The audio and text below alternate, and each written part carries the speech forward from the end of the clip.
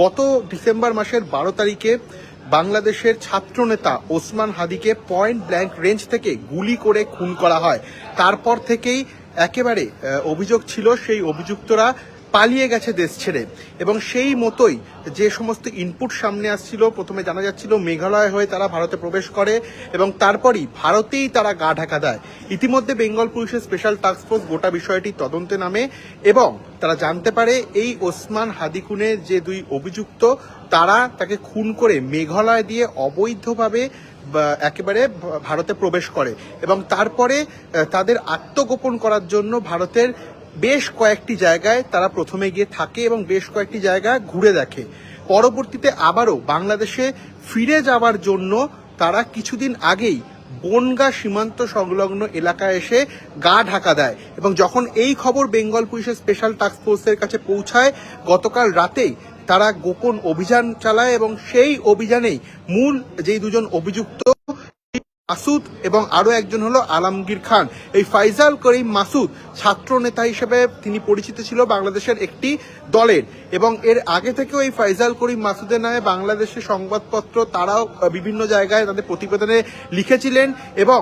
হাদি খুনে মূল অভিযুক্ত হিসাবে তাকেই কিন্তু বেশ কয়েকজন শনাক্তও করেছিলেন। কিন্তু তারপর থেকেই ফাইজাল করিম মাসুদ এবং আলমগীর খানকে পাওয়া যাচ্ছিল না। অর্থাৎ গত বছর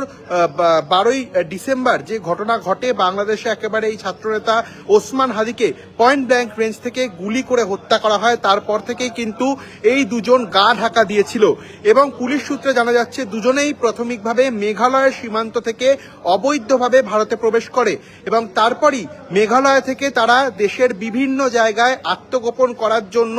পালিয়ে যায় এবং বিভিন্ন জায়গায় বেশ কয়েকজন এই গত 2 মাস ধরে তারা বিভিন্ন জায়গায় থাকে এবং তারপরই আবার পরিকল্পনা মাফিক বাংলাদেশে ফিরে যাওয়ার চেষ্টা করেন এবং সেই কারণেই গত কয়েকদিন ধরে তারা বনগাঁ সীমান্ত সংলগ্ন এলাকায় এসে ওঠে এবং সেখানেই আত্মগোপন করে। কিন্তু গতকাল রাতে বেঙ্গল পুলিশের স্পেশাল টাস্ক ফোর্সের কাছে খবর পৌঁছায়, তারা গোপন অভিযান চালায় এবং বনগাঁ থেকেই এই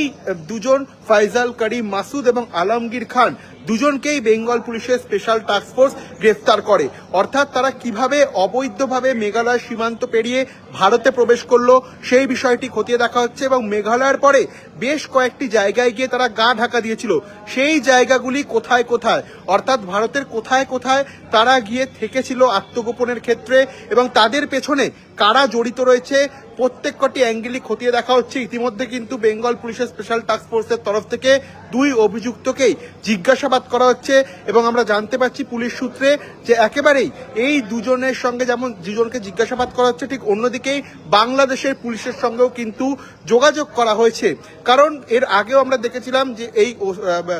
ফাইজাল করিম মাসুদ এবং আলমগীর খানকে গ্রেফতার করার জন্য বা এইদেরকে যদি কেউ দেখতে পায় পুলিশের হাতে তুলে দেওয়ার জন্য প্রায় 50 লক্ষ টাকা পুরস্কার ঘোষণা করা হয়েছিল বাংলাদেশ সরকারের তরফ থেকে। সেই মতোই বেঙ্গল পুলিশের স্পেশাল টাস্ক ফোর্স গতকাল রাতেই এই ফাইজাল করিম মাসুদ এবং আলমগীর খান এই দুজন অভিযুক্তকেই গ্রেফতার করে।